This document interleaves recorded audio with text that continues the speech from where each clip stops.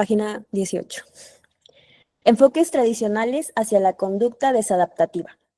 El desarrollo de la investigación de laboratorio y el estudio científico de la conducta fueron ingredientes significativos subyacentes al desarrollo de la modificación de la conducta.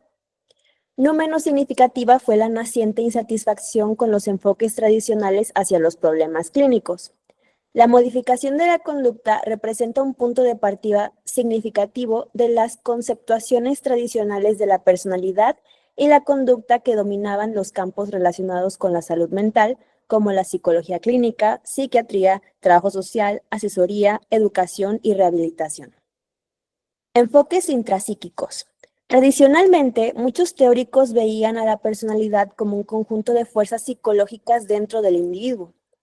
Aunque estas fuerzas varían dependiendo de las teorías de personalidad específicas, en general consisten de factores psicológicos como pulsiones, instintos, necesidades, motivos, conflictos y rasgos. El enfoque tradicional hacia la comprensión de la conducta, tanto normal como anormal, puede nombrarse psicológicas dentro de la conducta, entre comillas, normal, por lo común representa una expresión socialmente aceptable de fuerzas intrapsíquicas. Por otro lado, la conducta, entre comillas, anormal, refleja el desarrollo de la personalidad o de procesos psicológicos desordenados. Se han propuesto muchas teorías intrapsíquicas para explicar la personalidad. Ciertamente, la teoría intrapsíquica de la personalidad de mayor influencia es el psicoanálisis, propuesta por Sigmund Freud. Freud explicaba prácticamente todas las conductas refiriéndolas a procesos inconscientes de la personalidad. Desde su punto de vista, la comprensión de la conducta requería un escrutinio cuidadoso de la personalidad para determinar el significado de la conducta. Esto es, ¿qué motivos representa la conducta? Freud consideraba los motivos y procesos psicológicos detrás de la conducta como existentes en el individuo. Con frecuencia, la teoría freudiana se nombra como el punto de vista psicodinámico. Dinámica se refiere a una parte de la mecánica, en física, en la cual se explican los fenómenos refiriéndose a fuerzas de energía y su relación con el movimiento y el cambio en la materia física. El punto de vista dinámico de Freud sobre la personalidad describe la conducta en términos de energías psicológicas o fuerzas motivantes, instintos e impulsos y sus interrelaciones. Rastrea el crecimiento y desarrollo psicológico hasta impulsos psicológicos y su expresión en varias etapas tempranas del desarrollo infantil. Sostiene que diversas conductas pueden investigarse en la expresión de unas cuantas fuerzas psicológicas. De acuerdo con la teoría psicoanalítica, la conducta normal se desarrolla a partir de la expresión de impulsos, deseos y apetencias en formas socialmente apropiadas. Y la conducta anormal se desarrolla a partir de la desorganización del desarrollo, expresión y gratificación de instintos y necesidades normales. Los instintos psicológicos pueden llegar a bloquearse o pueden fallar en encontrar expresión de formas socialmente aceptables. Los instintos y conflictos no resueltos pueden, sin embargo, hallar su expresión en síntomas psicológicos y conductas aberrantes. La teoría psicoanalítica proporcionó varias contribuciones importantes a la comprensión de la conducta. Primero, hizo avanzar la noción de que la conducta está determinada. Esto significa que la conducta, sea desviada o normal, no es aleatoria, puesto que puede investigarse hasta causas específicas. Por ejemplo, Freud sugirió que las conductas anormales, hábitos, sueños, lapsus linguae e indudablemente todas las facetas de la conducta podrían rastrearse en procesos intrapsíquicos formados en una etapa temprana del desarrollo infantil. Segundo, la teoría psicoanalítica estimuló otras teorías sobre las bases psicológicas de la conducta. Muchos de los discípulos de Freud comenzaron a desarrollar sus propias teorías intrapsíquicas. Otros desarrollaron teorías que desafiaron por completo los principios del psicoanálisis. Tercero, la teoría psicoanalítica estimuló el desarrollo de formas psicológicas de tratamiento. Si las fuerzas psicológicas causaban trastorno emocional, se necesitaban tratamientos para alterar dichas fuerzas. El tratamiento psicoanalítico comenzó como un método para develar y resolver procesos intrapsíquicos que se suponían subyacentes a la conducta. El método principal de tratamiento era hablar con el terapeuta y trabajar a través de impulsos, conflictos, defensas y experiencias no resueltas de la niñez. También surgieron muchas variantes de la terapia que se fundamentaban en hablar como el principal medio para el cambio. Los enfoques intrapsíquicos a los problemas clínicos generaron diversas técnicas de psicoterapia.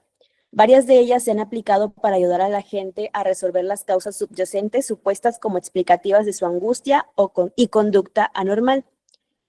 Los tratamientos basados en enfoques intrapsíquicos tienden a centrarse en sacar a la luz sentimientos, motivos y pensamientos subyacentes que se consideran responsables de la conducta. Los principales agentes para el cambio son hablar, la expresión de sentimientos y el desarrollo de una relación cercana con el terapeuta. Se insta a los clientes a entender sus propios motivos y a expresar sentimientos perversos. La psicoterapia basada en enfoques intrapsíquicos se ha aplicado a muchos trastornos clínicos como psicosis, depresión, ansiedad, obsesiones y compulsiones, alcoholismo y farmacodependencia y conducta antisocial. Como se observó anteriormente, las expresiones de insatisfacción con las nociones tradicionales relacionadas con la evaluación, diagnóstico y tratamiento de la conducta desviada facilitaron el surgimiento de la modificación de la conducta. El enfoque intrapsíquico de la personalidad y la conducta surgió a partir del enfoque de la medicina a finales del siglo XIX y principios del XX. Los éxitos en la identificación de las causas de muchas enfermedades fomentaron un enfoque más general para buscar las causas subyacentes a los síntomas. Freud, quien era médico, anticipó un punto de vista del tipo de enfermedad en su modelo psicoanalítico. El enfoque intrapsíquico sugiere que los síntomas psicológicos, conducta desviada, deben de su origen a la disfunción subyacente, conflictos de la personalidad. El dominio de la orientación de enfermedad en el trabajo clínico se refleja en términos como enfermedad mental, salud mental y pacientes psiquiátricos, y a personas que han recibido tratamientos como síntomas. Las críticas a las aproximaciones intrapsíquicas, especialmente al psicoanálisis, se incrementaron en la década de 1950 y 1960.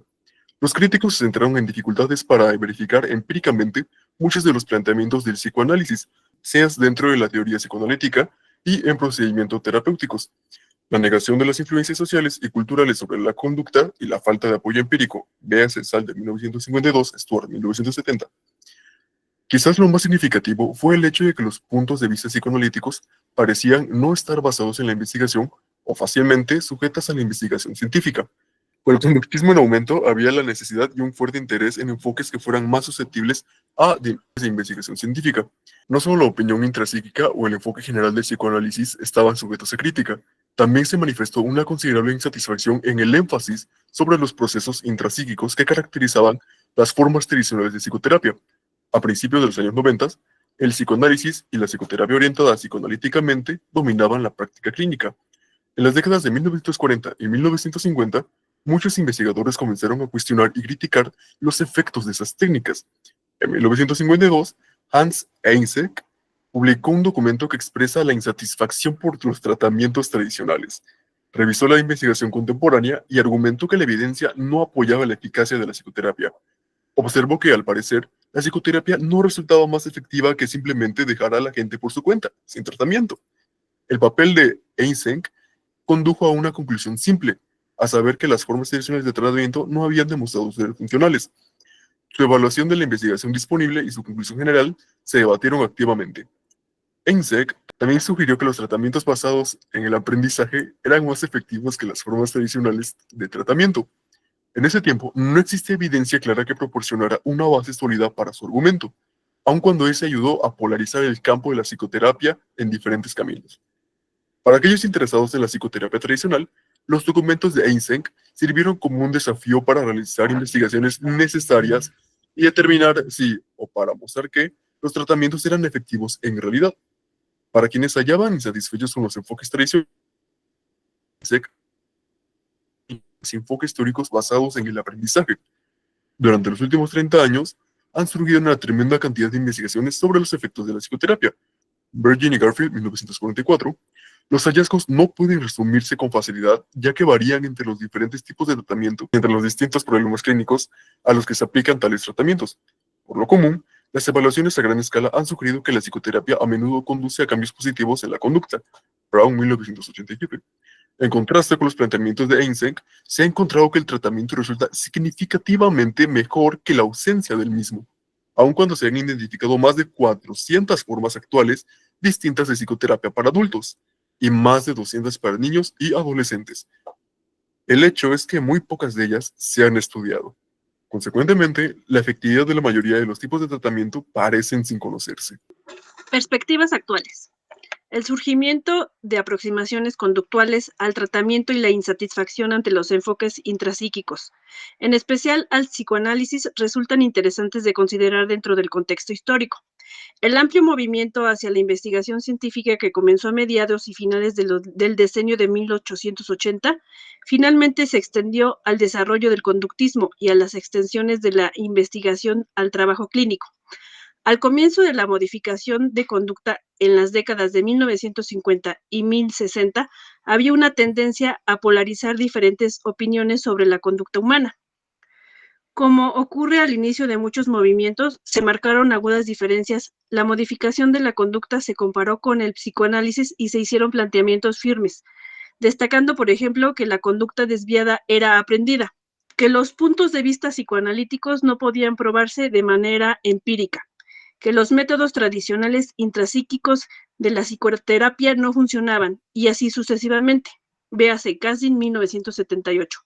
Tales argumentos eran importantes para auxiliar el hecho de que el movimiento hacia la modificación de la conducta lograra autonomía e independencia como un nuevo paradigma. Al mismo tiempo se propusieron puntos de vista radicales, Eysenck, 1959, que han sido templados por la perspectiva del tiempo, por un conocimiento más profundo de la conducta humana y por los hallazgos de investigación a partir de diferentes perspectivas. Como ejemplo, la teoría psicoanalítica ha evolucionado considerablemente con el paso de los años. Agregados y reformulaciones importantes desde entonces han dado mayor atención a la influencia de eventos externos y experiencias sociales sobre la conducta. De modo semejante, los enfoques conductuales también han evolucionado. Muchas influencias que no son externas al individuo, por ejemplo, las cogniciones, juegan un papel central dentro de varios puntos de vista de la modificación conductual, aun cuando se mantienen diferencias importantes entre las conceptuaciones psicoanalíticas y conductuales del comportamiento y en las técnicas de tratamiento con las que cuentan. Las características importantes, resumidas con anterioridad, definen grandemente el campo de la modificación de conducta y no son características de la mayoría de los otros enfoques. La modificación contemporánea de la conducta representa la convergencia de diferentes teorías e influye en un movimiento heterogéneo. La característica principal que conjunta al movimiento atañe primeramente a una orientación hacia el tratamiento, un punto central en la conducta. Énfasis sobre el aprendizaje y evaluación y valoración. Dos temas centrales evidentes en la investigación animal y las primeras extensiones de los conceptos desde el laboratorio hacia las poblaciones clínicas atañen a la importancia del aprendizaje y la evaluación cuidadosa de la conducta. Teoría actual en modificación de conducta. El aprendizaje continúa ocupando un papel central en la modificación conductual contemporánea. Existen tres tipos de aprendizaje que se consideran importantes para el desarrollo o modificación de la conducta. Los condicionamientos clásicos, respondiente y operante. Se ha analizado previamente el tercer tipo de aprendizaje que ha sido importante, se conoce como vicario, observacional, moldeamiento. El aprendizaje vicario sucede cuando un individuo observa a otra persona, denominada modelo, involucrada en una conducta particular. El observador ve al modelo ejecutar la conducta, pero no realiza respuestas abiertas ni recibe ningún tipo de consecuencia. El observador aprende la conducta simplemente observando al modelo. Para hacer más claros los efectos del moldeamiento, es importante distinguir el aprendizaje del desempeño.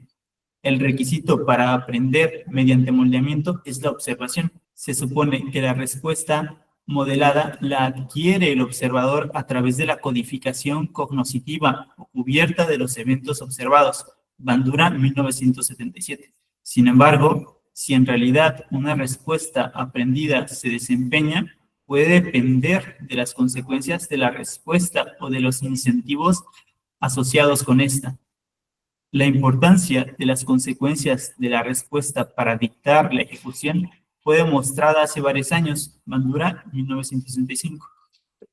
Unos niños observaron una película en la que un adulto modeló respuestas agresivas, golpear y patear un gran muñeco. Para algunos niños se recompensó la agresión del modelo, para otros se castigó y para otros más no obtuvo ninguna consecuencia. cuando se dio a los niños la oportunidad de ejecutar las respuestas agresivas, aquellos que habían observado la agresión castigada exhibieron menos agresión que aquellos que habían observado la agresión recompensada o ignorada. Para determinar si todos los niños habían aprendido las respuestas agresivas, se les proporcionó un incentivo a quienes desempeñaran tales conductas. Entonces, no hubo diferencias en las respuestas agresivas entre los tres grupos. Aparentemente, todos los grupos habían aprendido las respuestas, pero las consecuencias para el modelo y para el observador determinaron si tales respuestas se ejecutarían.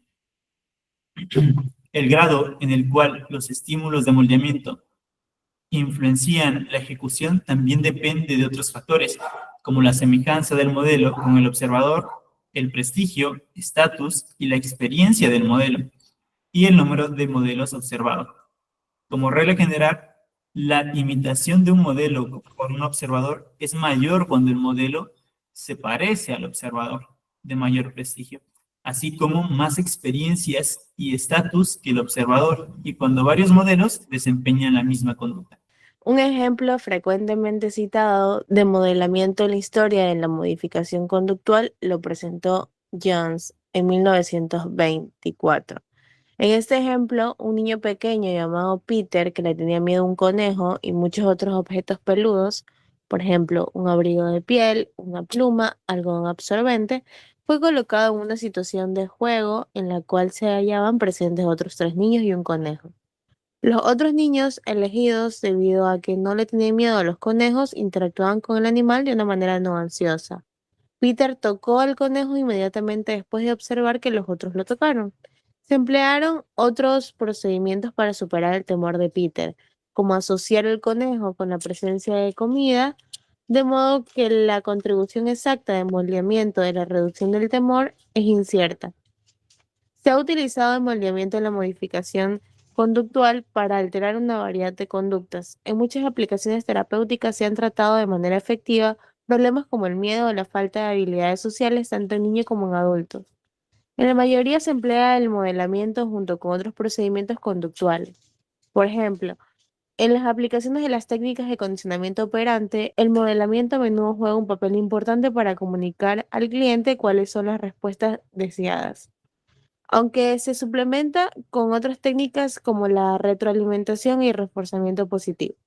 Teoría de aprendizaje social, una integración de conceptos de aprendizaje.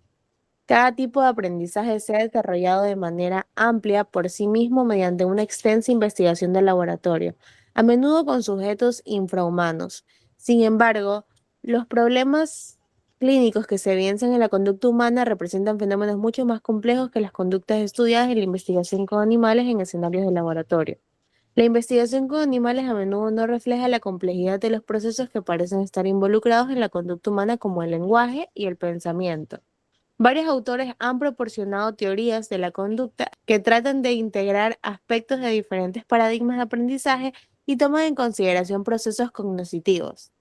Por ejemplo, Bandura propuso una teoría de aprendizaje social que abarca varios tipos de aprendizaje y la diversidad de influencias que cada tipo enlaza. Así, los enfoques del aprendizaje social utilizan elementos del aprendizaje clásico, operante y vicario para explicar la conducta. Integran eventos en el ambiente y a un grado mucho mayor cogniciones, pensamientos, creencias, percepciones acerca de los eventos ambientales en una estructura general que depende de diferentes experiencias de aprendizaje. Los enfoques del aprendizaje social enfatizan los múltiples tipos de influencias sobre la conducta que ocurren en el contexto del desarrollo social y proporcionan un marco desde el cual se puede explicar la conducta en general. La ventaja de las aproximaciones teóricas del aprendizaje social es que puede explicar una variedad de conductas en mayor medida que las explicaciones basadas en aplicaciones simplistas de un tipo de aprendizaje en lugar de otro. En el tratamiento conductual, el conocimiento de diferentes tipos de aprendizaje es esencial. Para aprender cómo se desarrolla la conducta y cómo puede modificarse, se necesita integrar los conceptos de varios tipos de aprendizaje. El aprendizaje social proporciona un enfoque conceptual integrado para comprender los problemas clínicos y su tratamiento. Aun cuando los conceptos de un área de aprendizaje se cuentan para un propósito particular, también hay otros tipos de aprendizaje importantes. Por ejemplo, los programas de modificación conductual en escenarios aplicados como el hogar, escuela, hospital e institución descansan fuertemente en técnicas de condicionamiento operante. No obstante, el conocimiento de otros tipos de conductas es importante para llevar a cabo técnicas operantes. Por ejemplo, un programa operante en un escenario de salón de clases puede incrementar la conducta deseable de un estudiante, como trabajar en los deberes, al proceder tal conducta como una consecuencia o evento favorable, como un elogio del profesor. Sin embargo, el modelamiento y condicionamiento respondiente, así como el operante, pueden resultar operativos en esta situación. Otros estudiantes, aparte del que recibe el elogio, pueden incrementar su conducta deseable debido a las influencias del modelamiento, esto es, observar a sus compañeros. El condicionamiento clásico también puede involucrarse en el control de la conducta del salón de clases. Por ejemplo, si el profesor le grita a un estudiante, estímulo incondicionado, puede ocurrir una reacción de sobresalto, estímulo condicionado. La proximidad del profesor al niño puede, a través de la asociación repetida con gritos, finalmente producir ansiedad y agitación, respuesta condicionada. Por supuesto, si la proximidad del profesor al niño produce ansiedad, eso puede ir en detrimento de las propiedades reforzantes del profesor. Como ahora resulta obvio, un enfoque conductual se apoya fuertemente en la psicología del aprendizaje para explicar cómo se desarrolla, se mantiene y modifica la conducta. La mayoría de las conductas de importancia en escenarios aplicados y en la vida diaria pueden conceptuarse como operantes, es decir, las conductas operan sobre el ambiente y tienen consecuencias que afectan la probabilidad de que se desempeñen en el futuro. El rango de conductas que operan sobre el ambiente es virtualmente ilimitado. Ejemplos que a menudo se enfocan en la investigación conductual incluyen conductas problemáticas entre las personas que buscan tratamiento psicológico, el desempeño académico de los niños, el ejercicio y hábitos dietéticos entre niños y adultos y otros más. Tales conductas pueden modificarse aplicando técnicas derivadas del condicionamiento operante. La extrapolación de los principios de condicionamiento operante y métodos de estudio de la conducta humana a conductas humanas clínica y socialmente importantes se ha convertido en un área de investigación dentro de la modificación conductual. Los principios de condicionamiento operante destacados en el cuadro 1-1 se refieren a la relación entre eventos en el ambiente y cambios en la conducta. Los principios, como el reforzamiento positivo y la extinción, son simples y, sin duda, muchos los consideran simplistas para aplicarlos a la complejidad de la conducta humana. Sin embargo, el punto de la extensión en que pueden emplearse tales principios para desarrollar intervenciones efectivas son problemas significativos clínicos y sociales. Este tópico puede decidirse solo analizando la investigación en sí misma, como se hace en capítulos subsecuentes. El enfoque actual hacia el cambio conductual en escenarios aplicados es más que una extensión de principios específicos.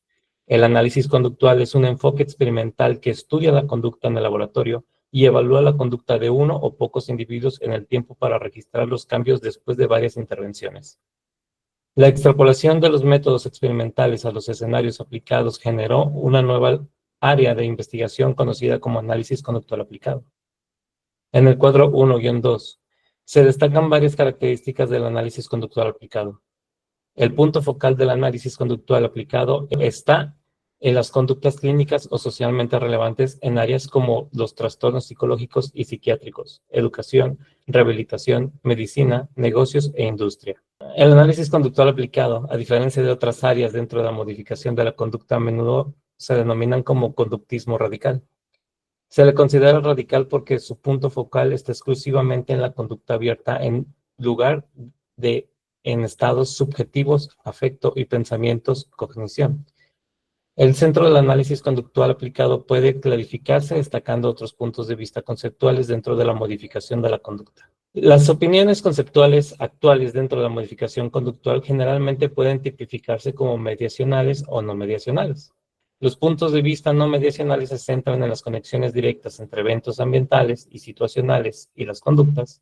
Las consecuencias que preceden a la conducta actúan como una categoría importante de eventos ambientales. Por ejemplo, el elogio por un trabajo bien hecho puede incrementar el desempeño en casa, la escuela o el trabajo, mediante el principio de reforzamiento positivo. Las consecuencias de los enfoques no mediacionales principalmente se refieren a los eventos en el ambiente como la alabanza de parte de otros. El condicionamiento operante y sus ramificaciones hacia la conducta reflejan un punto de vista no mediacional. En contraste, los enfoques mediacionales enfatizan los apuntalamientos cognitivos de la conducta. Estos, como son percepciones, planes, atribuciones, expectativas y creencias, tienen un papel central en la conducta dentro de los puntos de vista mediacionales. De acuerdo con estos enfoques, los eventos ambientales pueden influenciar la conducta, pero la persona procesa estos eventos a través de sus creencias y atribuciones. Así, los procesos cognitivos le dan sentido a un evento y ayudan a determinar su impacto. La influencia de las percepciones y las creencias de la conducta resultan obvia en la vida cotidiana. Por ejemplo, la manera en que nos comportamos en respuesta a una mirada de otra persona en la calle o en el autobús depende si percibimos la mirada como amenazante o amistosa. La opinión dominante dentro de la modificación conductual es la teoría del aprendizaje social, la cual reconoce la importancia tanto de influencias cognitivas como de las ambientales y su interacción. Un amplio enfoque de aprendizaje social es una manera útil de considerar múltiples influencias de la conducta y de incorporar investigación proveniente de muchas áreas. Se ha criticado el análisis conductual aplicado por no tratar el rango completo de influencias que puede explicar la conducta. Sin embargo, la meta del análisis conductual aplicado no ha sido desarrollar una amplia teoría de la conducta. Las preguntas generales del análisis conductual aplicado se refieren al grado en que los principios desarrollados de la investigación de laboratorio pueden resultar efectivos para desarrollar programas de tratamiento efectivo, educacionales y de rehabilitación, y el grado al que se puede alterar la conducta humana de maneras significativas para mejorar el funcionamiento en la vida diaria. Esas preguntas pueden responderse empíricamente, es decir, viendo lo que puede lograrse al aplicar los principios. El presente libro explica con detalle los principios y técnicas que derivan de ellos y ejemplifica las aplicaciones que dirigen las preguntas globales del análisis conductual aplicado. Características del análisis conductual aplicado. Características. Se enfoca en conductas abiertas. Se centra en conductas de significación aplicada, social o clínica. Busca la marcada intervención de efectos que haga una clara diferencia para el funcionamiento cotidiano del individuo. Se enfoca en las conductas de uno o pocos individuos en el tiempo. Evaluación de las conductas a través de la observación directa, así como en el conteo de frecuencia de respuestas. Evaluación continua en el tiempo durante periodos prolongados, horas, días, semanas. Utilización de eventos ambientales y observables para influenciar la frecuencia de la conducta. Evaluación y demostración de los factores, por ejemplo, eventos que son responsables del cambio conductual. El término cliente se utilizará a lo largo del texto para referirse a la persona a quien se le proporcionará la intervención. La referencia es una manera conveniente de abarcar diferentes personas, por ejemplo, pacientes psiquiátricos, niños, adultos en terapia, estudiantes, empleados en una fábrica. Históricamente, el término ha sido importante como sustituto para el vocablo paciente psiquiátrico. Esto se ha discutido debido a que el término paciente refleja la orientación médica hacia la conducta desviada a la que han objetado los postulantes de la modificación conductual. La demostración de Watson y Reiner tuvo una influencia al proponer el papel del condicionamiento clásico correspondiente en el desarrollo de la conducta desadaptativa. Como un tecnicismo digno de mención causal, la demostración original de Albert puede concebirse de modo más apropiado como el condicionamiento operante más que clásico. En el condicionamiento operante, las consecuencias preceden a la conducta, esto es, el individuo hace algo, después de lo cual sigue algún evento. En la demostración de Watson, Reiner, Albert se aproximaba o comenzaba a tocar la rata, respuesta de Albert, y en ese punto sonaba un ruido fuerte, evento aversivo. Esta consecuencia de los eventos sigue de modo más cercano al paradigma castigo del condicionamiento operante. Véase Katz-Dean, 1978. El punto principal de la demostración puede hacerse más general, particularmente que el aprendizaje. Puede jugar un papel en el desarrollo de la conducta desadaptativa. La investigación del análisis conductual aplicado se publica muchas veces en revistas de psicología, educación, rehabilitación, trabajo comunitario y otras áreas. La Journal Applied Behavior Analysis se dedica exclusivamente a este tipo de investigación. Capítulo 2. Principios de condicionamiento operante. Contingencias. Los ABC de la conducta. Reforzamiento. Reforzamiento positivo. Tipos de reforzadores positivos. El principio de Premack. Reforzamiento negativo, escape y evitación. Castigo. Extinción. Desarrollo de la conducta. Moldeamiento y encadenamiento. Inducción y desvanecimiento. Antecedentes de la conducta. Eventos de escenario, eventos de estímulo, discriminación y control de estímulos, generalización. Generalización de estímulo, generalización de respuesta y conclusión. En el capítulo anterior se analizaron 3 tipos de aprendizaje: condicionamiento clásico, condicionamiento operante y aprendizaje vicario. Aunque los 3 tipos de aprendizaje resultan evidentes en la modificación de la conducta, programas en escenario aplicados como el salón de clases, hospitales, instituciones y el hogar, e incluso en la sociedad en su conjunto, dependen fuertemente de los principios del condicionamiento operante. Este capítulo explica brevemente los principios básicos. Los capítulos posteriores explican al detalle los principios más importantes y los diversos procedimientos que se han desarrollado a partir de ellos. Contingencias, los ABC de la conducta. Los principios de condicionamiento operante describen la relación entre la conducta y los eventos ambientales, antecedentes y conducta. Esta relación, a la que se conoce como contingencia, comprende 3 componentes: eventos antecedentes, A, conductas, B, y eventos consecuentes, C. La noción de contingencia es importante no solo para comprender conductas, sino también para desarrollar programas de cambio de la conducta. Los eventos antecedentes se refieren a los estímulos anteriores a la conducta, como instrucciones, gestos y miradas de otros. Las conductas se refieren a los actos en sí mismos, esto es, en alguna respuesta que ahí se ha inhibido. Las consecuencias se refieren a los eventos que preceden a la conducta. El cuadro 2.1 ilustra los componentes de una contingencia con ejemplos de las simples de la vida cotidiana. El desarrollo de programas efectivos depende de la comprensión de los tipos de eventos antecedentes y consecuencias que influyen en la conducta y cómo operan. Considerando los ABC o contingencias, parece que los eventos antecedentes deberían estudiarse primero, independientemente del hecho de que aparezcan antes de la conducta, sobre una base a priori. La primera línea de ataque en el cambio de conducta puede ser modificar los eventos antecedentes. Podemos suponer que si los eventos antecedentes que controlan la conducta se entendían y iteraran, había poco o ninguna necesidad de modificar las consecuencias de la conducta. Por ejemplo, si el engaño de un padre, de evento antecedente, de un niño que está creando problemas, eliminación del engaño podría modificar la conducta del problema. Por lo común, los antecedentes abarcan los contextos en los cuales ocurren conductas y las consecuencias, y, por tanto, son importantes como base inicial para comprender la conducta. No obstante, la naturaleza previa de los eventos antecedentes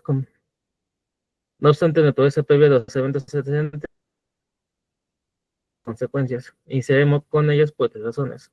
Primero, en la mayoría de los programas, el énfasis se ubica en las consecuencias que prosiguen a la conducta.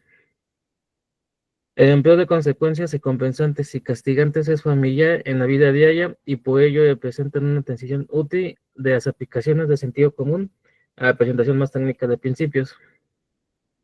Segundo, la influencia antecedentes y contextuales a menudo son más útiles y por tanto más difícil de detectar y cambiar. Las influencias antecedentes pueden presentar tanto en puntos distantes en el tiempo como actuales y pueden comprender múltiples influencias, las cuales afectan la conducta actual. Estas influencias no se comprenden muy bien, aun cuando son entendidas en la investigación actual.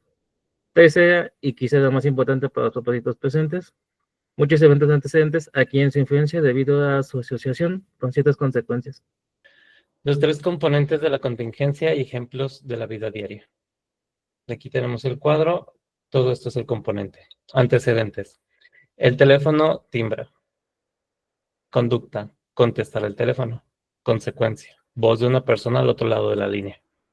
Antecedente, ademán de la mano de un amigo. Conducta, acercarse al amigo. Consecuencia, visita y charla. Antecedente, instrucción del padre para que el niño limpie su cuarto. Conducta, el niño levanta sus juguetes. Consecuencias, elogio y permiso.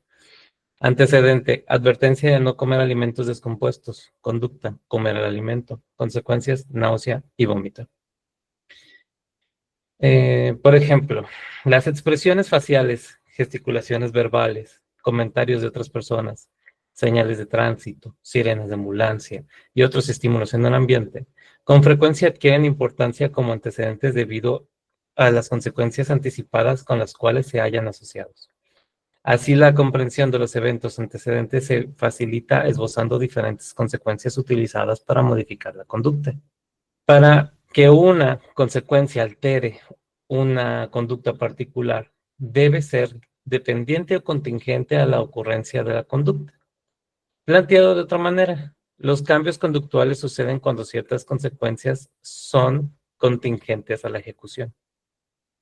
Una consecuencia es contingente cuando se entrega solo después de que la conducta blanco se ha realizado y no está disponible de ninguna otra forma. Cuando una consecuencia no es contingente a la conducta, significa que se ha entregado independientemente de lo que la persona esté haciendo. La entrega no contingente de consecuencias comúnmente no presenta cambios sistemáticos en una conducta blanco, preseleccionada, porque las consecuencias no proceden consistentemente de esa conducta. Por ejemplo, si un paciente psiquiátrico recibe atención, la consecuencia, de un asistente del pabellón cada vez que habla, se considera que la atención es la contingente a hablar. Por otro lado, el paciente puede recibir atención frecuente de un asistente, independientemente de lo que esté haciendo. En este caso, la atención se da de manera no contingente, para incrementar la acción de hablar. La atención debe ser contingente a las ocasiones en que esto sucede. En la vida diaria, muchas consecuencias son contingentes a la conducta. Los salarios son contingentes al trabajo, las calificaciones son contingentes a estudiar para los exámenes y la salud, hasta cierto punto. Es contingente al cuidado que tenemos con nosotros mismos. La noción de contingencia es importante porque las técnicas conductuales alteran la conducta modificando las contingencias que influyen sobre ella. Los principios del condicionamiento operante se refieren a los distintos tipos de relaciones contingentes entre la conducta y los eventos que la siguen. Los principios más importantes son el reforzamiento, castigo y extinción. Reforzamiento. El principio de reforzamiento se refiere a un incremento en la frecuencia de una respuesta cuando a esa respuesta le siguen ciertas consecuencias. La consecuencia que precede a la conducta debe ser contingente a la misma. Un evento contingente que incrementa la frecuencia de una conducta se conoce como reforzador. Los reforzadores positivos y negativos constituyen a los dos tipos de eventos que pueden utilizarse para incrementar la frecuencia de una respuesta. Skinner, 1953. Los reforzadores positivos son eventos que se presentan después de una respuesta desempeñada y que incrementan la frecuencia de la conducta a la que la siguen. Los reforzadores negativos, también conocidos como eventos aversivos o estímulos aversivos, son eventos que se retiran después de realizada una conducta y que incrementan la conducta que precede a su retiro. Reforzamiento positivo. El reforzamiento positivo se refiere al incremento en la frecuencia de una respuesta a la que procede un evento favorable, reforzador positivo. En el lenguaje cotidiano, tales eventos positivos o favorables a menudo se nombran como recompensas. Sin embargo, resulta conveniente distinguir el término reforzador positivo del de recompensa. Un reforzador positivo se define por su efecto sobre la conducta. Si un evento sigue a una respuesta y la frecuencia de esa conducta se incrementa, el evento es un reforzador positivo.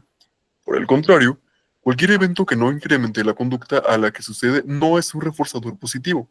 Un incremento en la frecuencia o en su probabilidad de la conducta precedente es la característica definitoria de un reforzador positivo. En contraste, las recompensas se definen como algo que se da o recibe a cambio de hacer algo.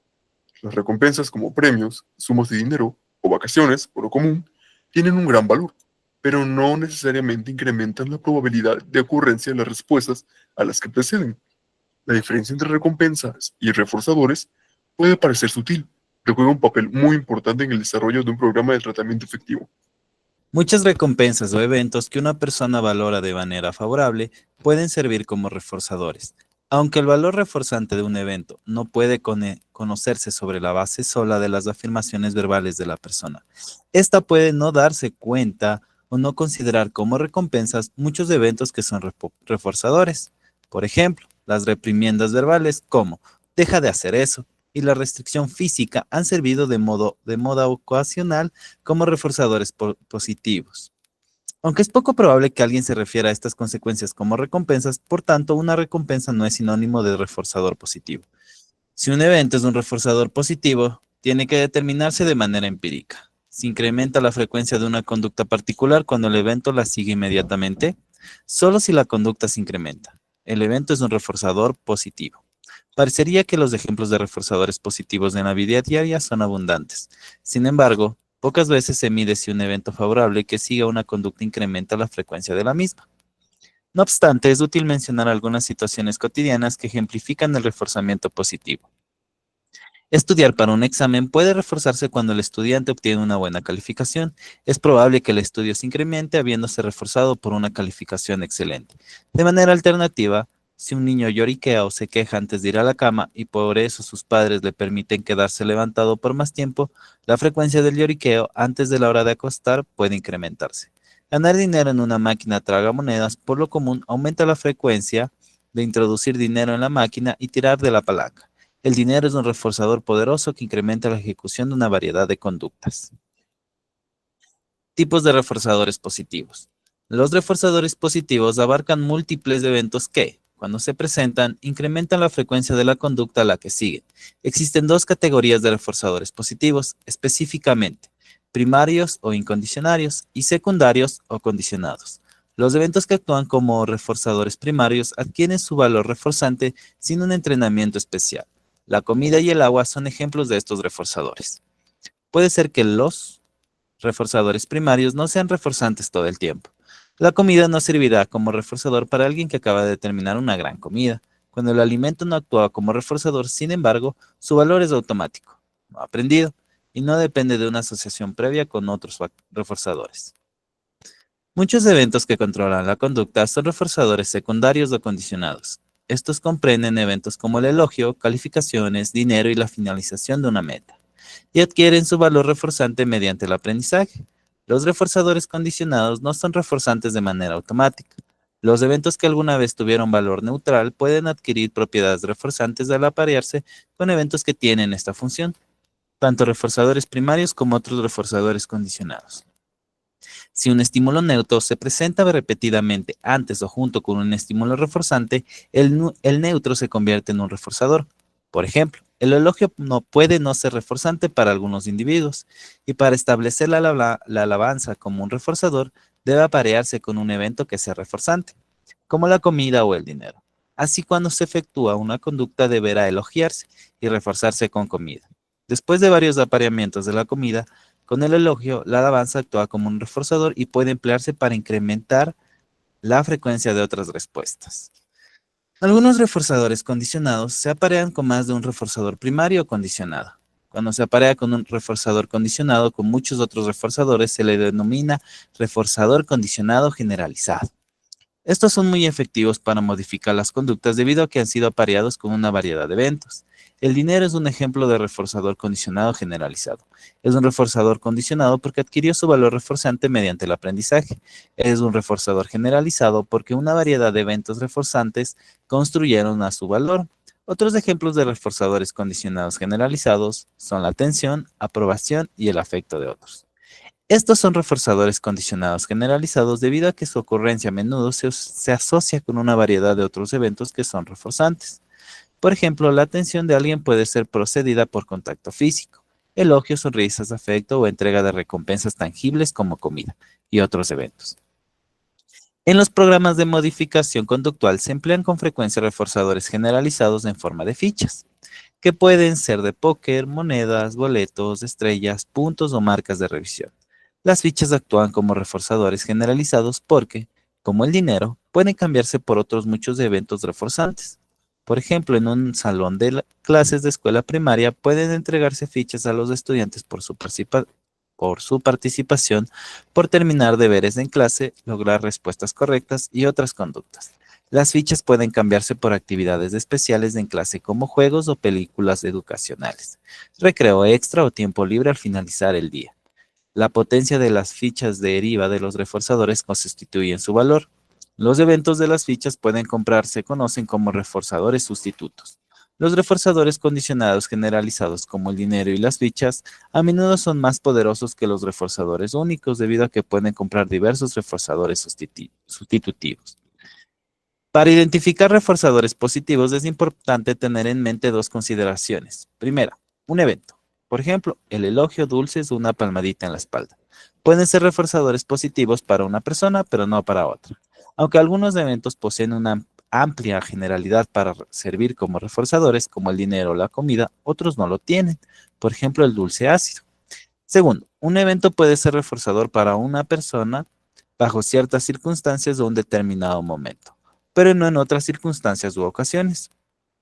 Estas condiciones necesitan de una evaluación cuidadosa de lo que es un reforzante para cada individuo, en virtud de las normas culturales y las experiencias comunes de la gente. Pueden sugerirse algunos eventos que tal vez actúen como reforzadores. No obstante, no existe garantía de que un evento particular será reforzante. Eres estudiante de psicología y te han enseñado a punta de roleplay. ¿Y crees que no te sirve para nada? Pues estás en lo correcto. Cuando inicié mi primer trabajo en psicología, me di cuenta que todas las cosas que nos habían enseñado en la universidad no sirvieron para una mierda. Ahí me di cuenta que todos esos roleplay no se parecían en nada a la práctica clínica. Pero es que para poder hacer roleplay, al menos alguien debería estar enterado de qué es lo que se hace en el trabajo en psicología. Además de un montón de cosas más que no servían. Pero en esta ocasión no solamente venimos a quejarnos. Les vengo a ofrecer algo. Resulta que ya sabemos que tenemos problemas en la formación en psicología, pero hay que hacer algo con el tema. Así que nos hemos armado un grupito y estamos ahí revisando un montón de cosas relacionadas a la psicología científica. Justo ahora estamos estudiando todo lo que son principios de aprendizaje y por qué hacemos las cosas raras que hacemos. En otro momento hemos abordado cosas como las entrevistas, qué es lo que deberías preguntar, cómo manejar los casos y todo ese tipo de temas. Y lo mejor de todo, es gratis. Así que si te quieres unir, solamente me dejas un mensaje o puedes revisar en mi perfil y ahí va a haber un enlace para que te unas al grupo en el que manejamos todo esto. Ya sabemos que la formación en psicología tiene un montón de problemas, pero algo deberíamos comenzar a hacer para cambiar esta situación. Y aunque no sea mucho, ese es mi humilde aporte. Y les iré trayendo actualizaciones de lo que vamos haciendo y de otras cositas más que me gustaría enseñar. Espero se den su interés y espero les sirva en algo. Ahí igual me pueden dejar sus dudas de qué cositas les gustaría saber de cómo estamos manejándolo y qué tipo de cosas vamos a topar. Oye, ¿qué haces? Quemando el DCM. ¿Cómo por? Pues porque no sirve para nada, ¿para qué lo quiero? ¿Y por qué piensas eso? Tú misma dijiste que estabas hasta la madre de los diagnósticos en psicología. Estoy hasta la madre de los diagnósticos en psicología. ¿Lo recuerdas? Estos jóvenes y sus fuentes de información. Mira, yo dije que el DSM no era un manual para explicar la conducta, más nunca dije que no sirviera para nada. Yo sé que hay muchas personas que lo utilizan como si fuera la Biblia de los psicólogos, cuando en realidad es un manual de psiquiatría. Sin embargo, sí tiene sus funciones, así que no lo quemes, por favor. Me lo acabo de comprar. Ok, ya entendí, no sirve para explicar la conducta, pero entonces, ¿para qué sirve? Esto lo veremos en otro video. Y si no estás triste, solo estás agotada de pensar todo el tiempo. A veces nuestra mente va a 1000 kilómetros por hora, cuando ni siquiera te has subido un carro andando a 1000 kilómetros por hora, ¿o sí? Y al menos yo ni sé estacionarme bien cuando quiero detenerme, pero aún así tenemos esa sensación. ¿Quién no quisiera frenar el carro y pararlo todo? Así como a ti, a muchos nos ha pasado, pero esos pensamientos, aunque no somos nosotros, son parte nuestra. Mujer, no es que vamos a tener que sentirnos agotadas toda la vida, pero sí que te puedo ayudar a que puedas ver la carrera desde afuera y no tengas que estar en ese carro a 1000 kilómetros por hora todo el tiempo.